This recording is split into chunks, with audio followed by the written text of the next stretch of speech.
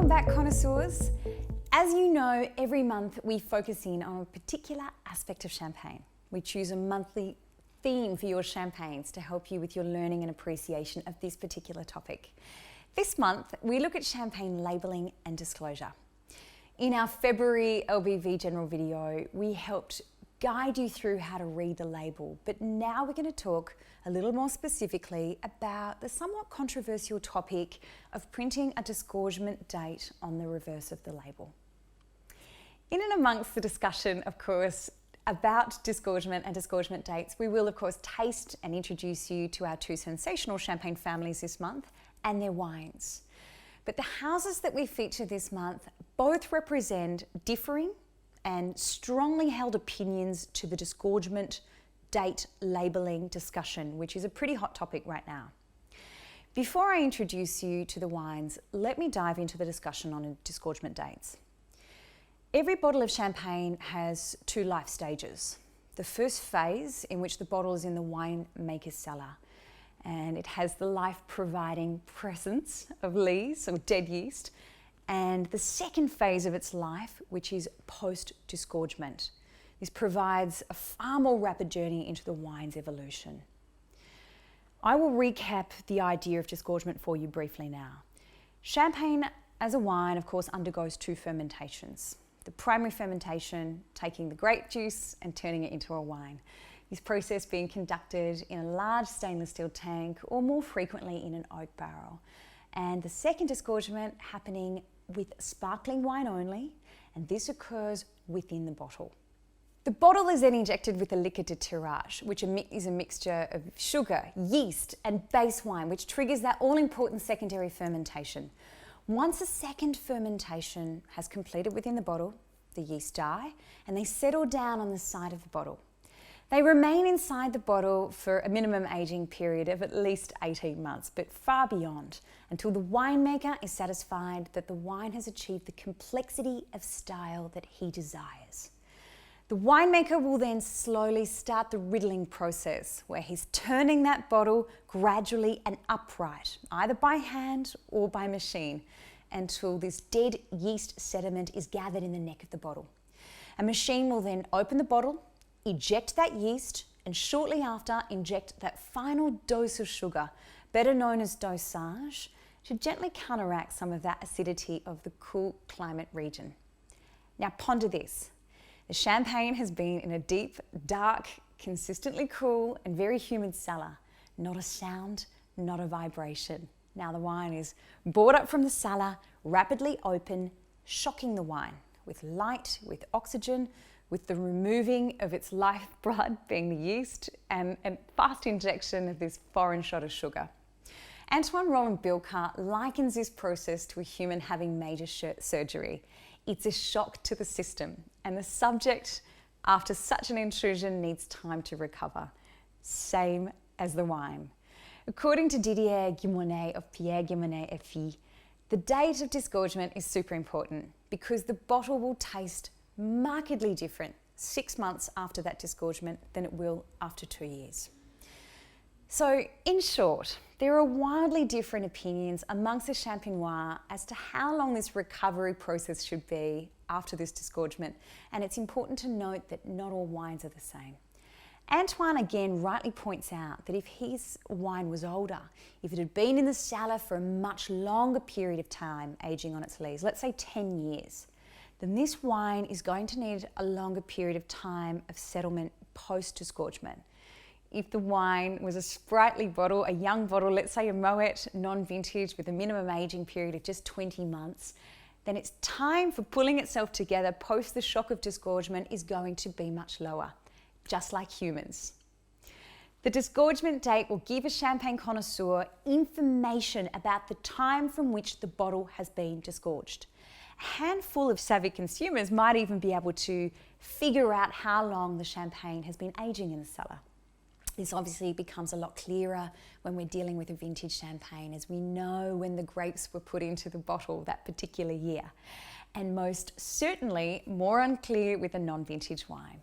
But there is a really strong opinion that's very mixed in the industry about whether this timestamp is helpful or a hindrance.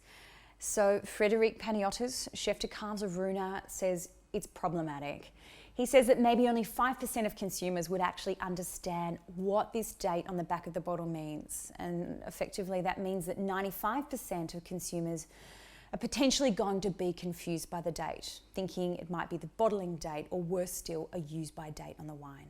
The two houses that we focus on this month are the Maison Bruno Paillard, who is the first champagne house to stamp disgorgement dates on all bottles of champagne, making himself a real pioneer within the region, with other grower champagnes and some other maisons now following suit. We also have a look at the wine from A.R. Lenoble, a family company who has been staunchly opposed to date stamping the disgorgement dates on their bottles. For the first time in the club, we're really proud to feature the Maison of Bruno Paillard, the youngest champagne maison in the region, and they're located in Reims. From what I've learned about Bruno, he was born into champagne.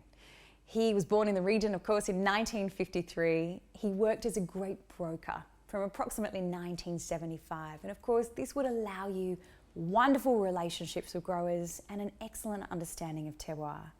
A young Bruno was only 27 years old and didn't have a penny to his name, let alone a vineyard, when in 1981 he sold his much-loved vintage Jaguar, a collector's item, to take the funds to start his company in Champagne. What is the house trying to achieve with their wines? Purity and expression. Only the first press of the juices is used to ensure that they capture the essence of the aromas of the wines perfectly. Bruno wants Chardonnay to reflect the grape perfectly, notes of citrus and almond. He wants Pinot Noir to show classic red fruit. This is purity. The dosage across all wines is kept to an absolute minimum, only to balance acidity, not to bastardize it. This is purity. He has extended aging across all of the cuvées, and he doesn't want to create heavy wines, but he does want to accentuate the wine's elegance and their complexities. The house maintains absolutely healthy, vigorous vines. Bruno's staying as close to organic and biodynamic principles as possible without taking that very restrictive next step of formal certification. It is, of course, a family business, with Bruno being very hands-on at all stages of the winemaking and his young daughter Alice looking after the back end of the house from marketing and administration. Note that they're not a grower champagne or a récoltant manipulant, so they're not growing all of their own fruit, harvesting, pressing on site. Bruno does own a fairly healthy 50% of the vineyards required to supply the fruit for an output of around 500,000 bottles a year. But the remaining fruit is purchased via long-standing contracts, so they are a champagne house and not a grower. They are also the first champagne house within the region to stamp every bottle with a disgorgement date, as you can see on the back of the label. After disgorgement, Monsieur Paillard will return the bottles to the cellar, and he believes, depending on the wine, somewhere between 5 to 18 months of additional aging before any of their bottles are shipped to other areas of France and foreign shores. Now, a little bit about the wines. A fifth of all of the base wines, the Vin Clairs, at the house are actually fermented and aged in barrels. They're then blended into the cuvées to add an extra dimension of voluptuousness and body. And the house is also quite rare in that it uses a Solera system for its reserve wines.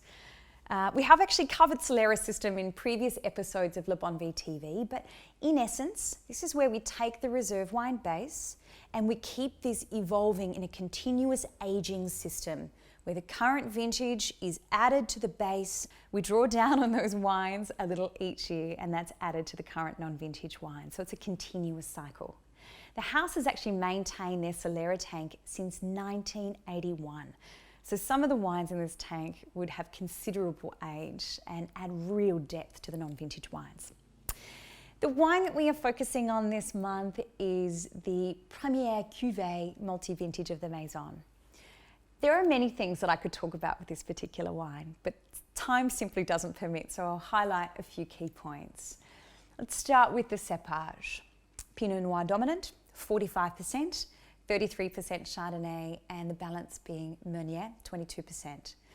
Again, to reiterate, 20% of the wines for this particular cuvee have been fermented in barrel. Whilst we're talking numbers, I will continue with noting that there are more than 30 crus, 30 villages that are blended into the cuvee. There are 25 vintages blended into the base wine reserves, and up to 50% of the wine is actually reserve wine. This is an extraordinarily large, an extraordinarily high amount of reserve wine to include in the non-vintage. A very light dosage, slightly less than 6 grams per litre, rounds out what is a very sophisticated champagne. And let's have a look at the tasting of the wine. The colour of the wine is straw yellow with a wonderfully fine bead that's rising very slowly in my glass. The aromas, very stately, very pronounced, very luscious and very rich. We've got lifted red fruits like strawberry, raspberry, and then followed by really beautiful almond cream, freshly baked pastries. This is a very voluptuous wine.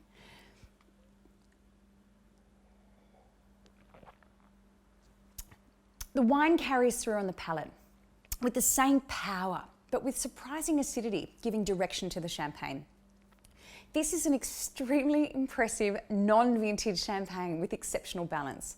Bruno perfectly encapsulates that idea of power with finesse. It's not an easy task, and I'm a big fan of this wine as a non-vintage cuvee. Food pairing suggestion. It's actually a dish that I had earlier in the week at a very good French restaurant in Melbourne. It is a mushroom pie. Wonderful crispy pastry, mushrooms with a garlic sauce, and a very crisp bed of baby vegetables, giving that crunch to balance out with the beautiful acidity of the wine. The generous 3 years of aging on the lees of this non-vintage wine sets the benchmark of the house with all of its cuvées. Having significant time in the cellar, this is very reflective of the Maison, and it really defines them as quite a superior producer. The bottle shape, normally reserved for prestige cuvées, as you can see, the very thin neck, limiting the oxygen exchange with the wine, and this squat bottle down below, allowing for lots of lees contact. The back label being loaded of information, including cepage, dosage, and of course the all-important disgorgement date, which is the topic for this month. But without further ado, I would like to introduce you to our second featured house, the 100% family-owned house of A.R. Lenoble.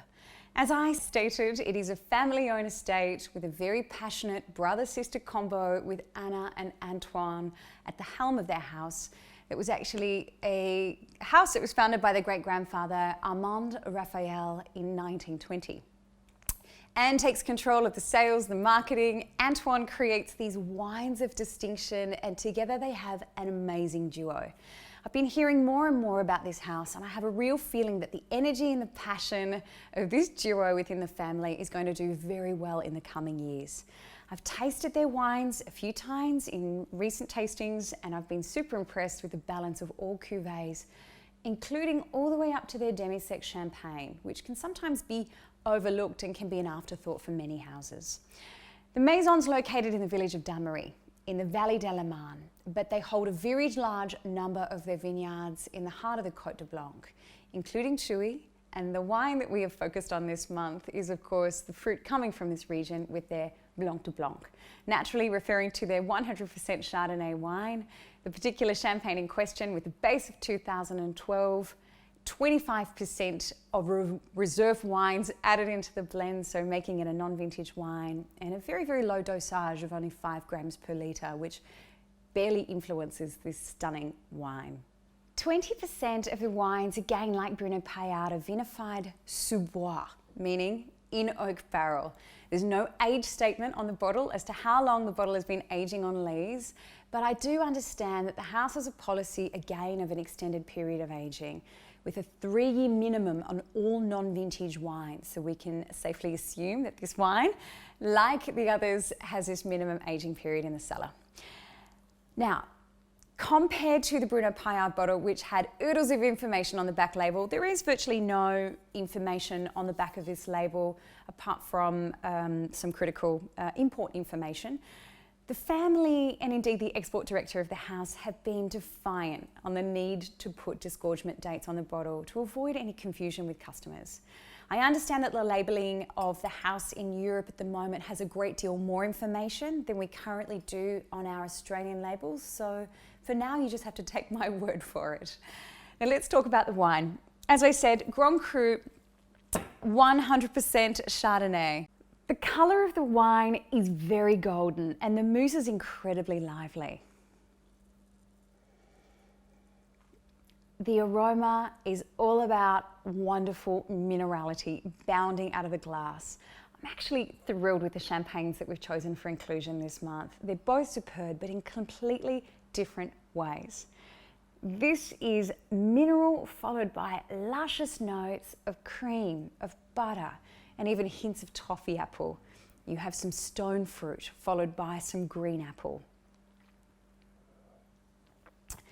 On the palate, the champagne is really poised. It's very silky and with really soft acidity and loads of complexity and length. This too is a really impressive champagne in completely different ways to the Bruno Paillard. Our food pairing suggestion for the Blanc de Blanc, coming from A.R. Lenoble, is coming actually from the house, from Anne and Antoine themselves. And this is a partnership with a cheese soufflé. Absolutely delicious. So don't forget, the gorgeous branding on the front of the bottle is one thing, but let's turn that bottle around and see how much information your winemaker is willing to disclose on the back. We really hope you enjoy the champagnes from this month. We know that we did. See you next time on Le Bon Vie Champagne TV, and thank you for joining us.